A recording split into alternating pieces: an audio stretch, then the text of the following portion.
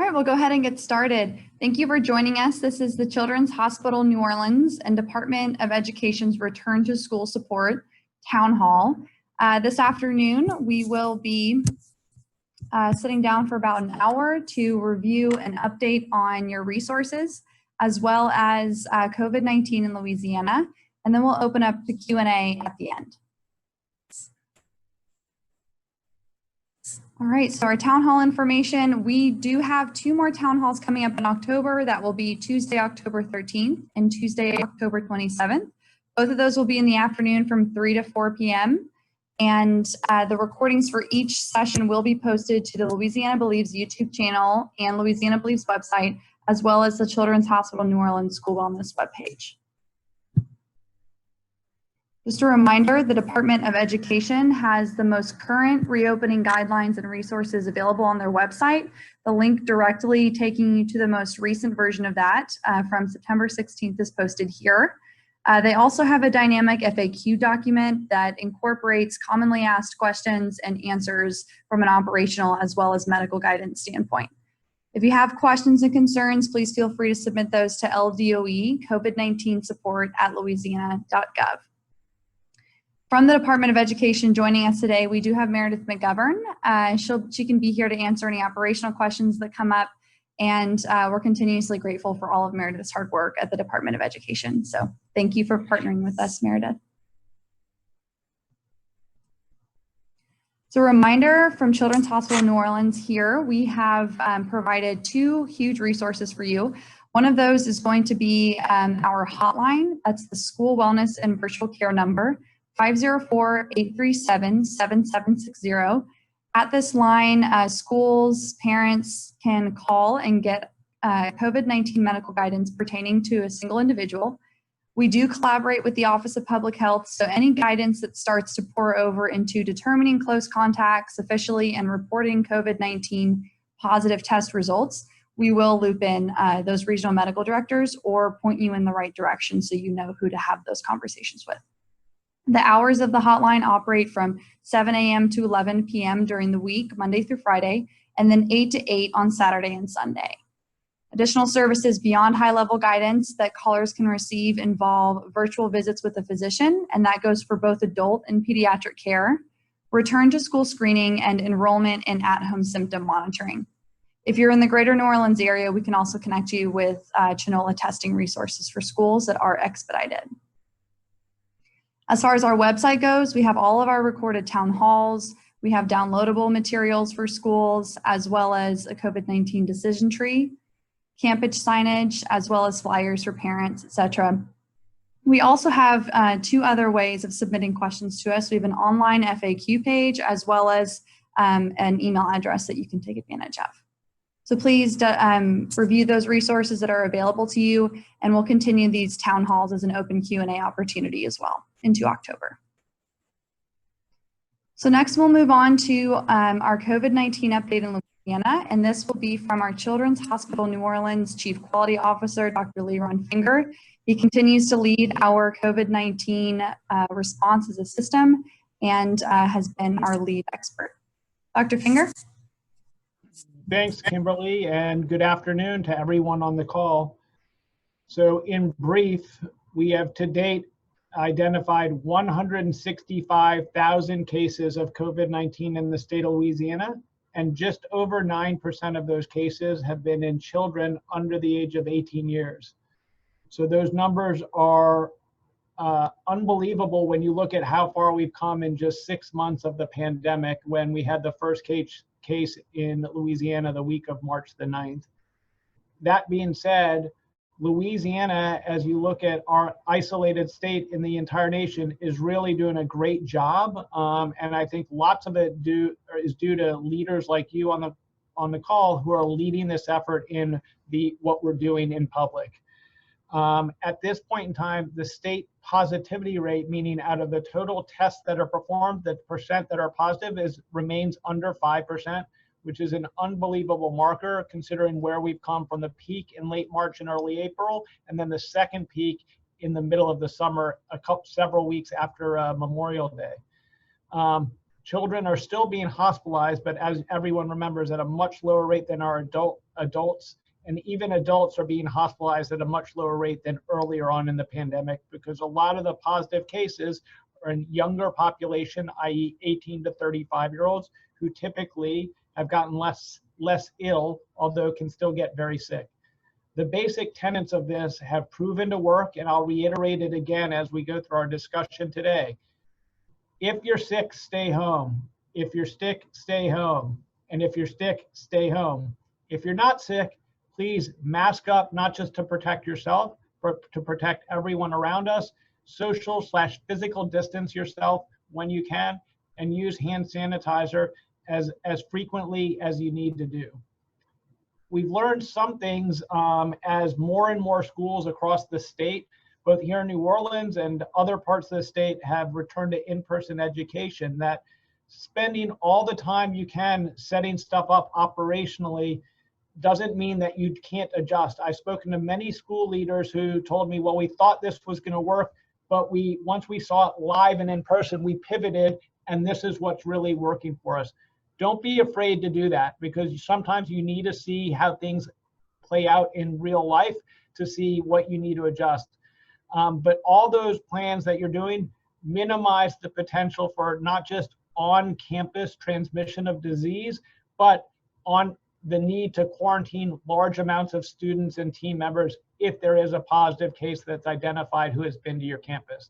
So I think as you move forward, the biggest things to keep top of mind as we have transitioned to phase 3 in the rest of the state, and soon to be, I think, in the city of New Orleans, even as we move into phase 3 at 75% total capacity, we must still adhere to the 6 feet of social distancing as to the maximal extent possible, and mask mandate.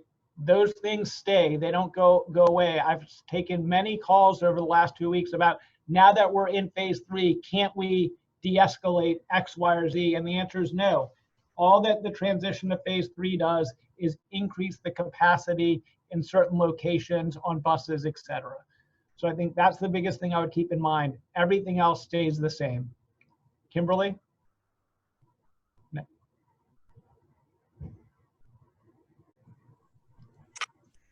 Thank you, Dr. Finger. All right, so we'll go ahead and open it up for questions now after that brief update on current state. If all participants want to just enter their questions into the chat feature, and not the Q&A, the chat. As a moderator, I can go ahead and pitch whatever questions come up to Dr. Finger here, and we can answer anything that's on your mind. If there aren't any questions that we don't have time to get to, then, if there are questions we don't have time to get to, we'll be sure to include those in follow-up correspondence with the Department of Education and get those on the dynamic FAQ. And you also have additional resources to continue to submit questions afterwards. So we have that LDOE COVID-19 support at la.gov email address, and the school wellness email address as well in our FAQ page. We haven't seen any questions come in. You know, Kimberly, one thing that I had heard about also while we're waiting for questions to come in is outdoor band practice. I think folks are aware of that recommendation that came last year. Even as band practices outside, socially distanced, we are still recommending that band members keep their masks on during this practice. Excuse me, unless they have a special instrument that they have to cut a slit in the hole, like for one of those wood instruments. Excuse me. All right, we had a question come in that said, comes from the perspective of a teacher. What is the level of exposure rate when children do not wear masks during lunch or nap time? So I'm thinking that question centers around maybe we get some clarification, but I think the question is asking, what does the prevalence rate need to be in the community before kids don't have to wear masks at school? What I would interpret that question as the teacher or leader asking, am I at increased risk for exposure during lunchtime when people don't have their mask on? If you could let Kimberly know, but I'll answer that. I think as long as you're maintaining 6 feet of distancing, the answer is no, even if you're in an enclosed classroom. I know there's been a lot of stuff in the news about, can these particles remain in the environment? And yes, in a lab environment, that is true. We can have a clean, quiet lab somewhere and capture the particle. But in reality, we have not identified that as a true risk for person-to-person transmission. I think that's the question that person was asking. Yes, that's correct. The other question folks have asked me is, do we still require the temperature screening? At this point in time, the answer is yes.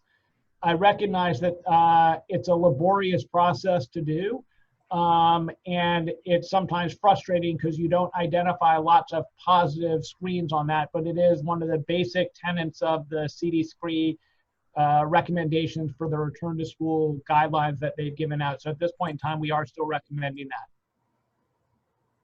Thank you.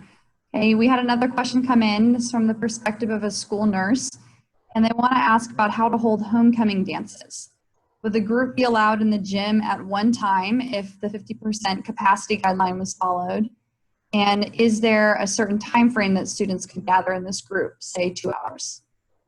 So I'll call in Meredith to answer that from an operations standpoint, but regardless of the type of event that it is, the guidelines are in place for whatever those numbers and capacity are. Correct, Meredith? Yes, that's correct. We're at 75% maximum capacity in phase 3 with social distancing in place. So you need to make sure that students are wearing facial coverings and maintaining their social distancing during this time. So that might make a dance a challenging thing, although, you know, I'll leave it up to the user to determine whether or not that's reasonable to have.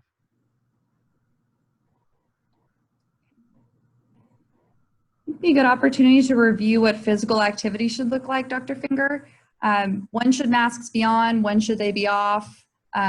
Whether it's on a sports field or whether it's physical education. Can we review some of those scenarios? Sure, I think playground and physical education classes are relatively easy. We're recommending that folks keep those masks on if they're doing low-end aerobic activity, but if they need to take a mask break to sort of step to the side and step away from folks.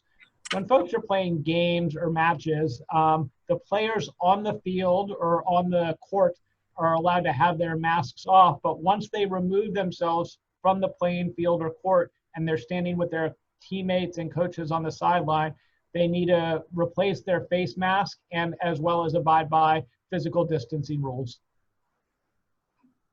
Thank you. And if we could take an opportunity to review what isolation rooms should look like, I think that would be helpful.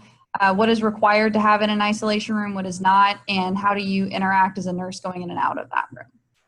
Sure. The most basic requirement is a chair. We need a place for a kid to sit. It doesn't need to have anything fancy. There doesn't need to be a sharps box or a PPE biohazard box, anything like that.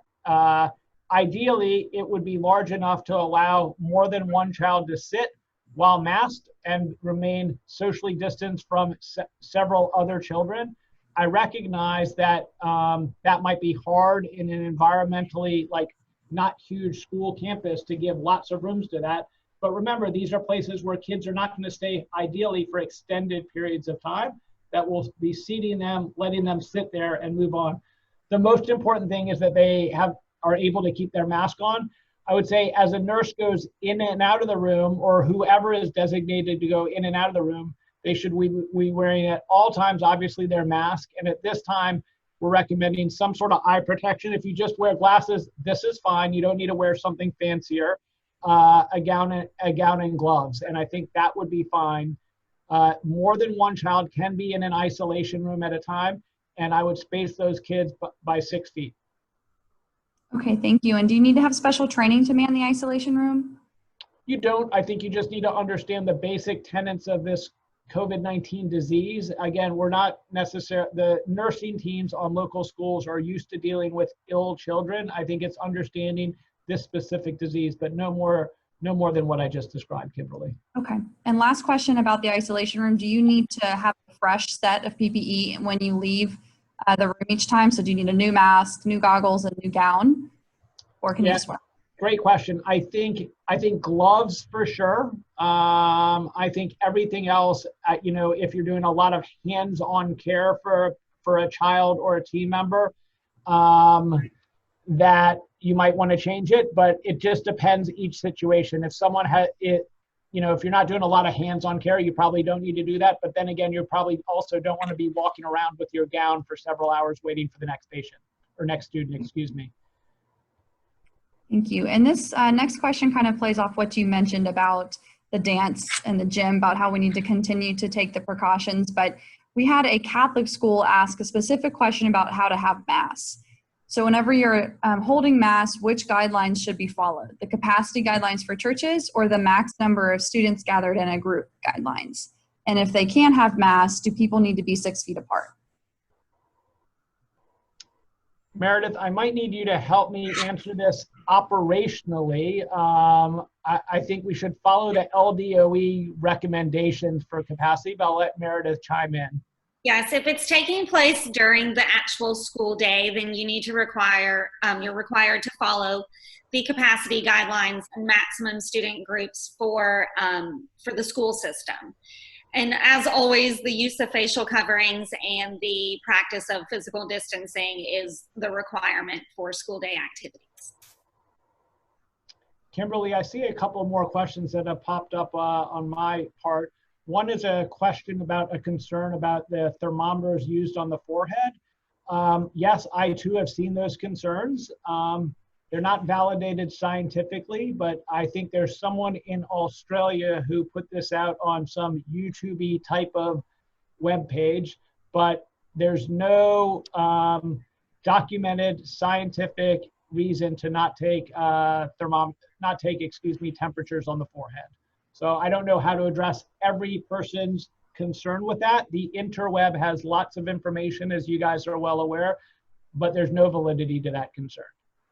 Let me know if that answers the question sufficiently. The next question asks about who needs a COVID test. So a COVID test is never required.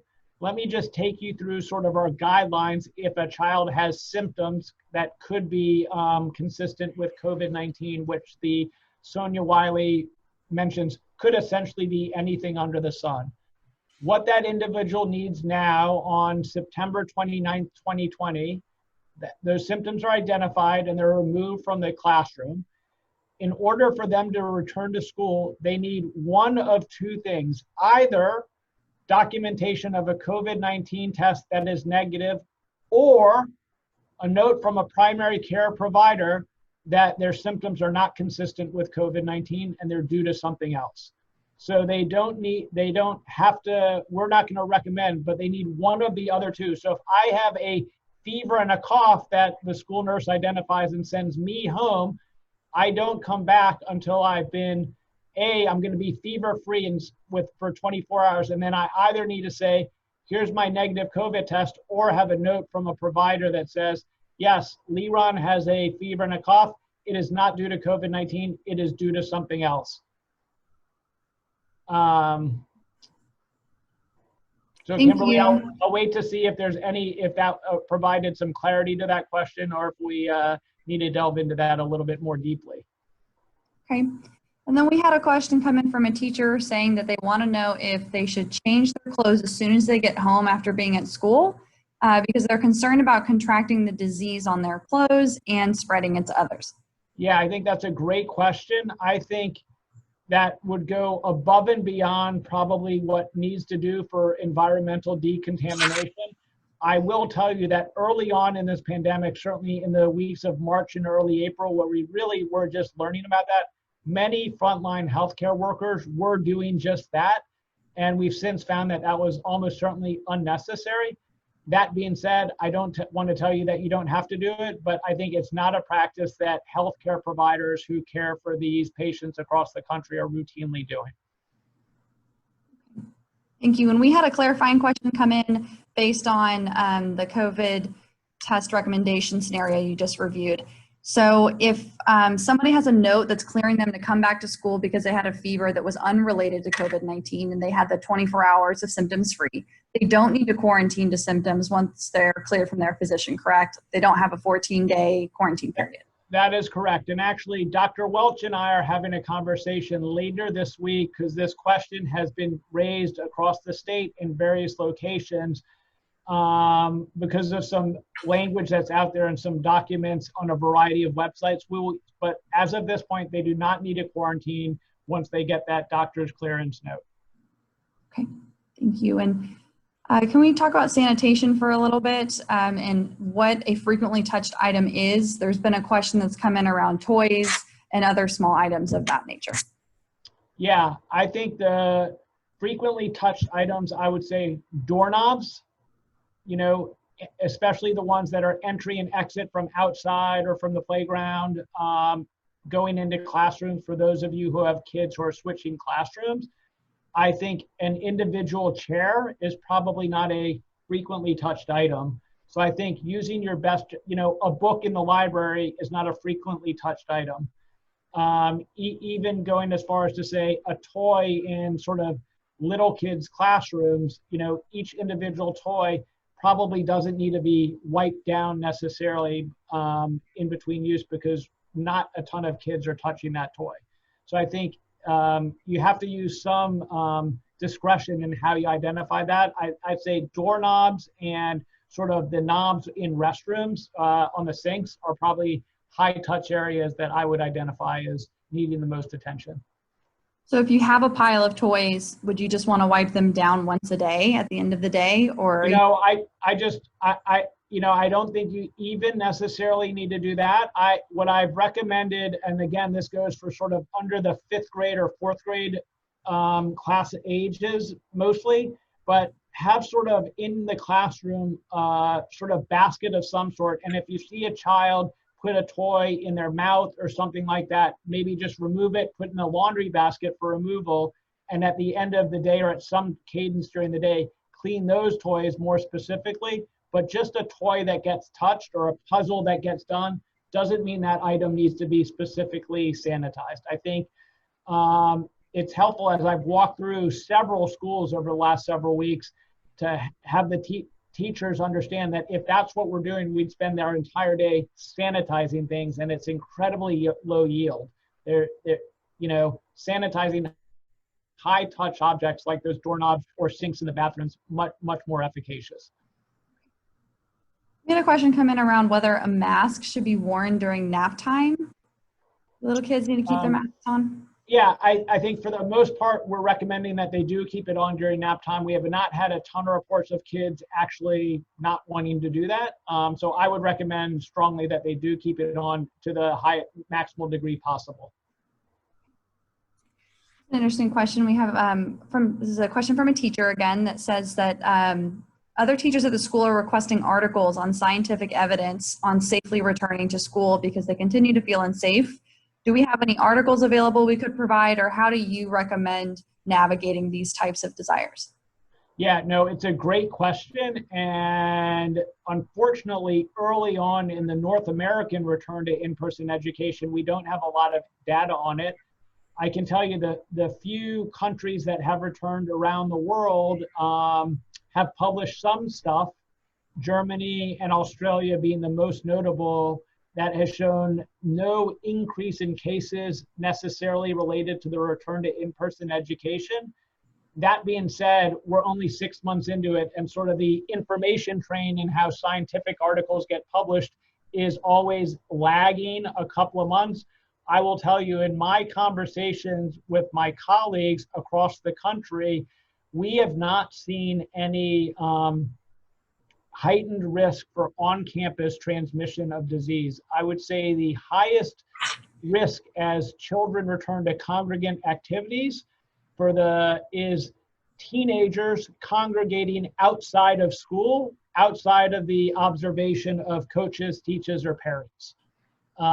So I will tell you, once we have that information that we can codify and put in a scientific article, I can tell you we will be putting it together. It's just too early right now to tell you that. But I will say that I don't know of a case of on-campus transmission of disease that has been identified yet, although I don't get updated every single day with the Office of Public Health information. So I know that was a long answer, and I know it probably doesn't alleviate that specific teacher's concerns, but the setups that I have seen, I have not a ton of concern for that on-campus educator-to-educator transmission. What I would highlight for your teacher colleagues is that they need to remain on high alert when kids aren't around and they're just around each other, that they don't let their guard down, start to let their masks, not be on, and start to forget about the need to socially distance at 6 feet. I think that's a concern that I have. As far as going back to music classes where kids will be singing, can you share your thoughts again on what those classes should look like indoors, or if all of them need to be outside? And there's another piece of this question I'll ask in a second. Sure, and I'll probably have Meredith click on her video and unmute as I answer this. If possible, we would love for all of that to occur in an outdoor space if possible. We know that that provides for maximal dissipation of the virus if any of the students were to happen to have it and be at school. While they did that, they would still need to wear their masks and be socially distanced. So I appreciate you doing that outside. I don't, Meredith, did I get that all correct? What can they do inside at this point in time? While being inside is allowable, it is not recommended by either Children's Hospital or by our partners at the Louisiana Department of Health. They would prefer that musical activities take place outside with proper social distancing and while wearing masks. So just to be clear, no low-pitched singing can be done in class 6 feet apart with masks. It's allowable, but it's not recommended. Okay. Does that answer the question from Maria? I think so. Yeah, Maria, let us know if it doesn't. We'd be happy to answer more. Okay, we had another question coming through the chat. Do we foresee a time when schools may be allowed to follow return to work guidance as opposed to community guidance? Specifically meaning return to work guidance does not lead to quarantining a close contact that wore a mask.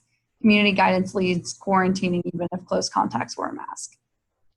So is the question asking if someone wore a mask, will that help not count them as a close contact? Can Cherie just clarify if that's exactly what you're asking? If someone has a mask on, will they not count as a close contact necessarily? Before I answer that, while we wait for Cherie to chime in to make sure I understand the question correctly, I guess I can answer right now. If that's the question, yes, so she gave me a yes. So at this point in time, the CDC and Office of Public Health have not lessened that need, or, and sort of said, not that the community can't be trusted, but it just makes it too confusing to bring that into the equation. So I don't know. There hasn't been a lot of discussion at the federal or state level about lessening that part of the requirement. I do think that's one of the major reasons we haven't seen a lot of transmission on campuses, because you guys have been so amazing at having, strict attention to the mask wearing. I don't know if that's going to happen in these first several weeks as we return, or months as we return to in-person education. But I can tell you that is something that is going to be discussed as we move further into the pandemic.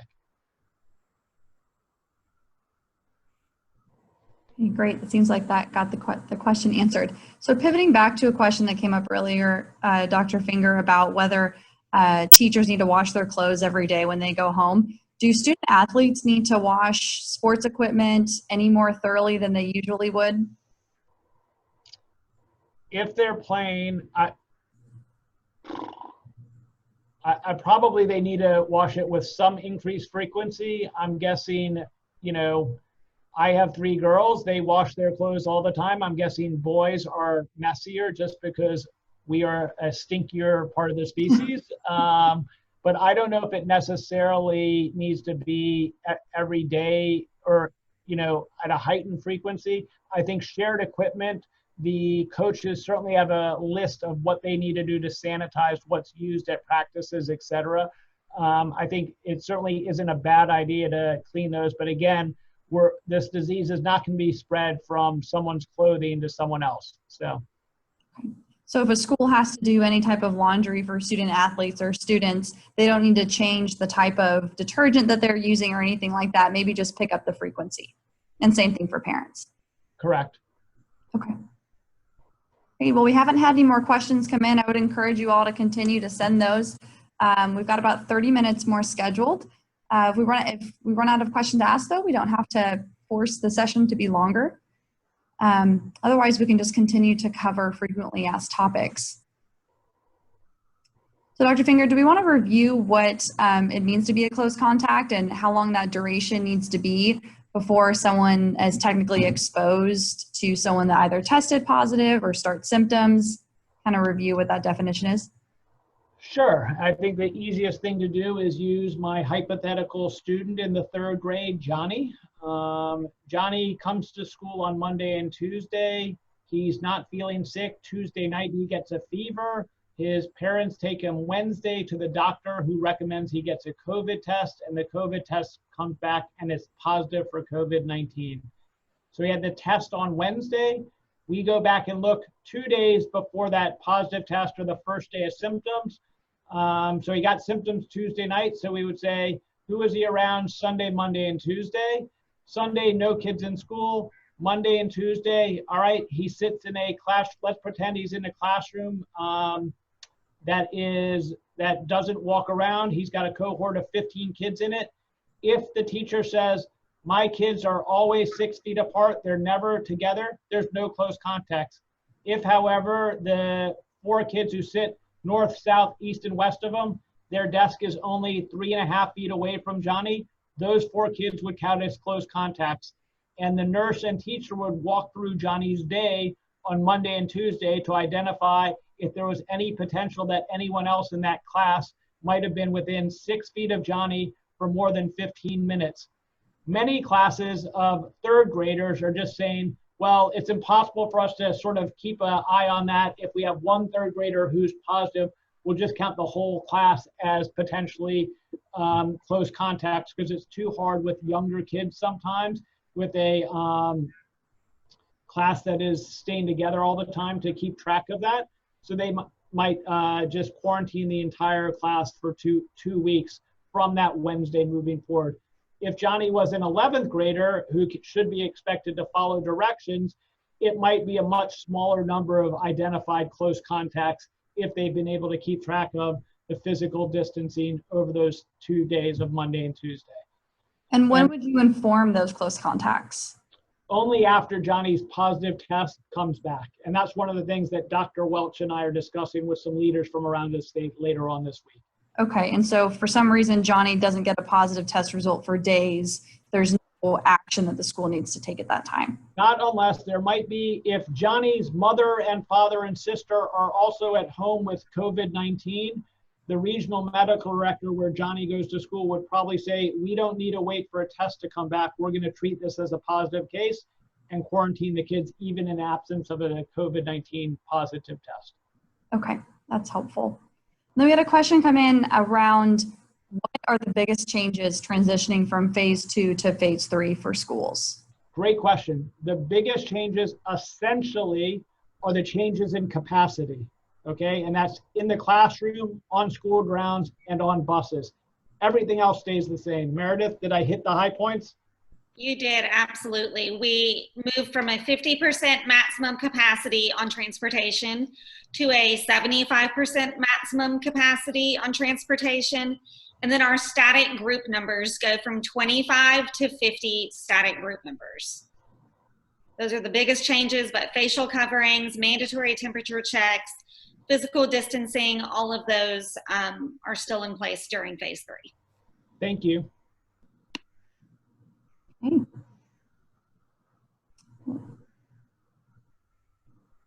We had another question come in asking around when we might get to phase 3 in the greater New Orleans area. I anticipate that that will happen in the next 2 weeks, but probably sooner than the 2-week period. That's from Gary.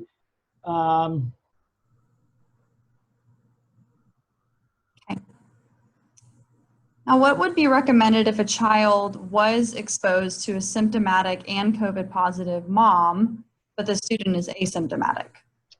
Yeah, so that child, even though that exposure did not occur on your school grounds, is determined to be a close contact. And from the moment that child's mother is identified as being COVID positive, that child needs to be quarantined for a 14-day period. In addition, it would be great if that mother could sequester herself if she lives in the same house as the child, so that she can truly be isolated from the rest of the house to decrease the risk of the exposure.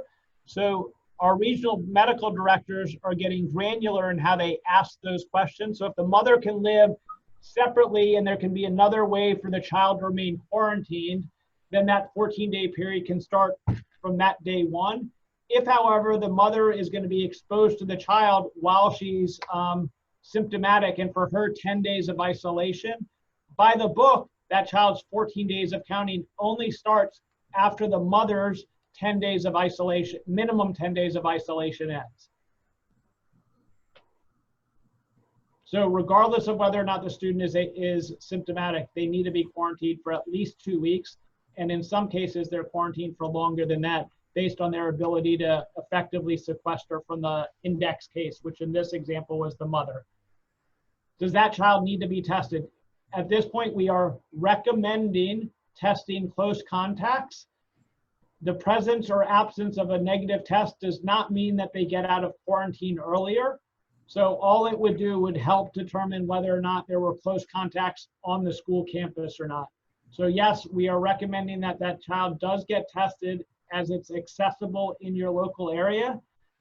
Even if it's a negative test, they still need to remain in quarantine for a period of at least 14 days, but it might be longer if they can't effectively isolate from the index case, in this case, their mother. Okay. And just as a reminder, all school staff need to follow the same guidelines that they're asking the students to follow, correct? Yeah, I think that's important, Kimberly. Thank you for highlighting that. Our actions off campus absolutely impact the ability of operations and disruption on campus. So as we get further and further into this, it's hard, but it's necessary to maintain those sort of social distancing and masking guidelines that we're asking our students and their parents to follow. Great point. So what are some activities that teachers could keep in mind to maintain social distancing and wear masks in? Maybe carpools, eating lunch together, assemblies? What eating lunch is a great example. I think, you know, whatever you can do to just maintain that separation from your colleague is great. And certainly lunch on campus, it sounds like most places are doing that in the classroom. So that's a great way. If you are eating with your colleagues or enjoying dinner with your colleagues, please, if possible, do it outside on a porch, but really maintain that 6 feet of distancing, and it keeps you in the clear.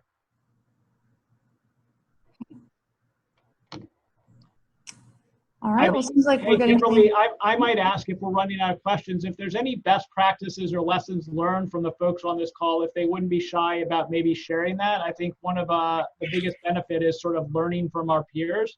I'd like to ask if there's anything that you've done that's novel, something that's worked, or that you've discovered that this is something that we are going to overcome. I'd love to hear from some members of the audience.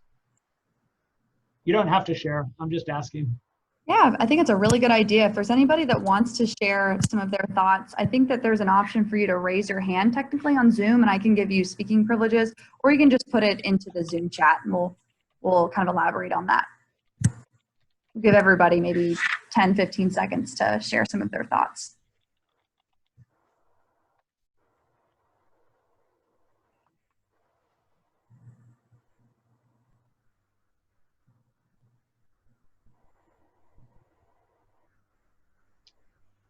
Yeah, so Cherie, we're not doing that healthcare guidance regarding exposures in the school community, regardless of who they work for. If it's on, are you asking specifically if the school nurse gets exposed to a case, what can they do?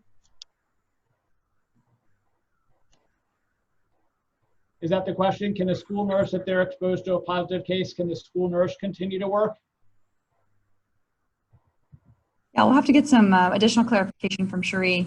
While you're answering that, Cherie, why don't we move on to a couple other questions that came up in the chat box. One from Ms. Mindy said that, did I hear correctly that we are now recommending testing of close contacts who are not symptomatic? So that is a new CDC, that is a recommendation that the CDC has made. But again, depending on the ability of test capacity across the state, our regional medical directors will help guide that. We haven't changed our algorithm, which states it is not required or recommended at this time because test capacity across the state is still so variable. It's another one of the items we're discussing with Dr. Welch and the regional medical directors later this week. At this time, follow the algorithm that you've got in front of you. If you live in an area where close contacts, where there is higher test capacity or more test capacity, those close contacts can get tested. It's certainly not required or mandatory for them to do so to return to school. I think we have clarification from Cherie, Dr. Finger. So this is a scenario where school nurses are actually contracted employees from a local hospital system that are working in the school. And I think the question is around which set of guidance do you follow? Healthcare worker guidance or guidance for operating in schools? So, you know, it might be helpful for me to talk to Cherie offline if we could get her my contact information. I think from a Department of Education and school policy, we probably look towards the school leadership to see what they wanted to follow on that individual patient, but I'm happy to discuss that, Cherie, offline. Yes, Cherie, if you wouldn't mind shooting us an email at that school-wellness@lcmchealth.org, we can make sure to route your question to Dr. Finger as soon as possible. Thank you for clarifying your question. Another question that mentioned, are there any new recommendations for treatment of COVID-19 on an outpatient basis? Not yet. There's a lot of ambulatory or outpatient studies going on of a variety of therapies, but there's no new recommendations for management of patients who have proven to be COVID-19 positive and don't require hospitalization. Hey, we see something from an anonymous attendee. I think this is something that someone's sharing best practice. Assigned seating in both classrooms and buses have been essential to help facilitate contact tracing. So thank you for that. I think that's something I hope most of you have already recognized, but thank you for reiterating that. And I'm sorry you've already had to contact trace.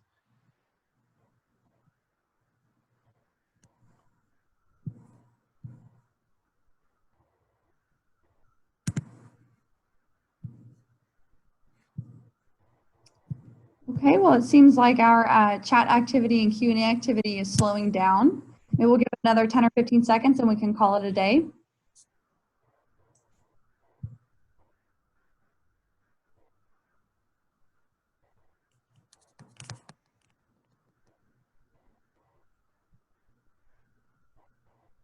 Dr. Finger, do you have any closing comments, or Meredith? No, just thank you. I think those of you who have returned to in-person education, I know it's incredibly difficult operationally, but I hope you feel some fulfillment in seeing these kids and teachers back on campus. It's really been very encouraging to see across the entire state. Meredith? I would absolutely agree with that. I think one thing that has stuck out to me, not only as handling the operations end of it from LDOE, but also as a parent, is seeing how it's all hands on deck on school campuses. Everyone is pitching in to do their part to keep our kids safe. So I think that's very encouraging to see as we go forward. Absolutely. Thank you so much for the opportunity to support you, and please continue to reach out to us through those channels, whether it's email, through the hotline, or the website FAQ. We want to continue to support you. We're here to help, and we applaud all the work that you're doing. So thank you, everyone. Thank you, Meredith and Dr. Finger. Bye.